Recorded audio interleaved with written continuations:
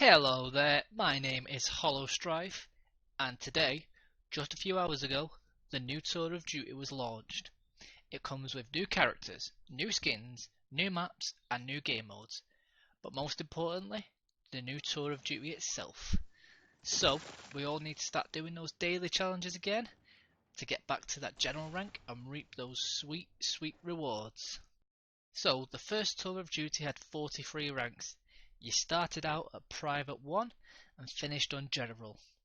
And you, as the player, had to earn 514 stars from medals and daily challenges to make your way up the ranks. This Tour of Duty has the same number of ranks, even the same titles, but I have no idea if the same number of stars are required. I would guess it would be something very similar to 514, but we'll just have to work through our dailies together and find out. But why level all the way back up to General? Well, there are over 200 items to be had from this, including new characters and weapon skins, executions, blood sprays, marks, and up to 500 iron, which is the in-game currency. You probably just want to know what is available right now though. Well, there are 4 new characters to earn: Baird, Lizzie Carmine, Locust Drone, and Jamad. I hope I'm pronouncing that last one right. Later on down the line, the Coalition is going to be releasing the Cantus as well, so stay tuned for when that comes out. All these characters can be used in online play, including arcade, but I want to focus on the new heroes we have available for Horde and Escape. Baird. He has been my go-to character since the original Gears back in 2006. I am more than excited to finally play him in this installment. For Horde, he will be played as an engineer, but he can also be used in Escape. Let's have a quick look at his abilities. He has skills to help boost his repairing, his damage with DB weaponry, his resistances, and a few skills which help him with his ultimate. Speaking of which, his ultimate ability will summon a DR1 to fight alongside him in Horde. The other character we have is Lizzie Carmine, back from the grave. It's good to also have a Carmine to finally play as too. A lot of people, including myself, were hoping for Clayton, but his niece is just as badass. Does anyone think we will ever meet Clayton's brother in a future Gears? He obviously survived, but anyway, back to Lizzie, and a quick look through her skills. Her skill set seems to revolve around self-healing, taunting enemies, and being able to modify her ultimate ability with different heavy weapons. Her ultimate is the one and only Silverback, which you may remember from Gears 3, or those 2 short times you got to use them in the campaign. I cannot wait to level her up and try this out. I have recently started a series called Hero Profiles on this channel, where I go over each Horde character and how to play them, covering as much as I can about each character. So I will eventually do a more detailed guide on both Baird and Lizzie in the future.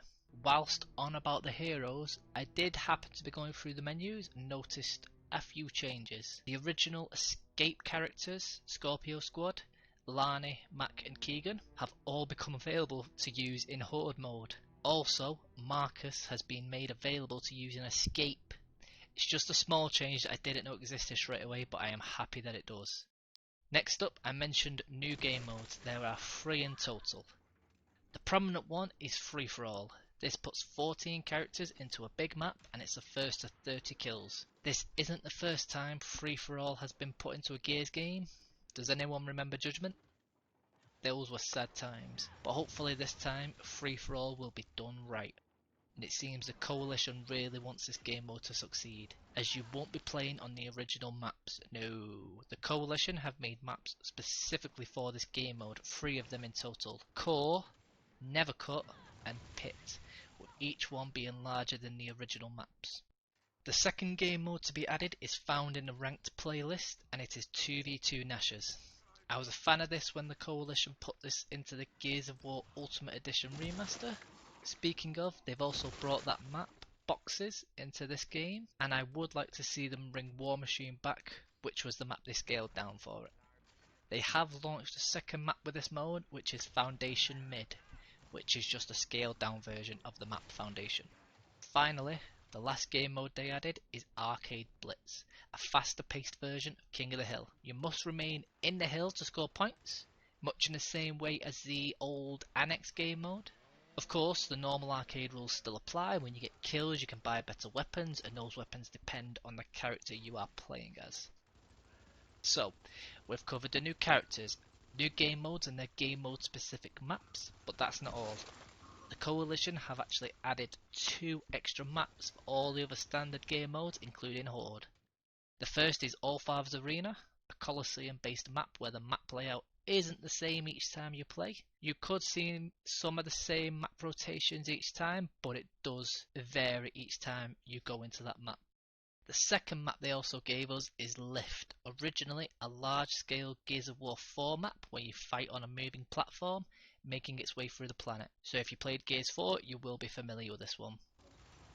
A total of 7 maps for this update, not including the weekly escape maps they bring out. Now there is a lot of stuff to do in Gears 5. I need to go and start unlocking these new characters and get on with my daily challenges for these sweet new rewards. I hope you have a wonderful day, and I will see you next time. Goodbye for now.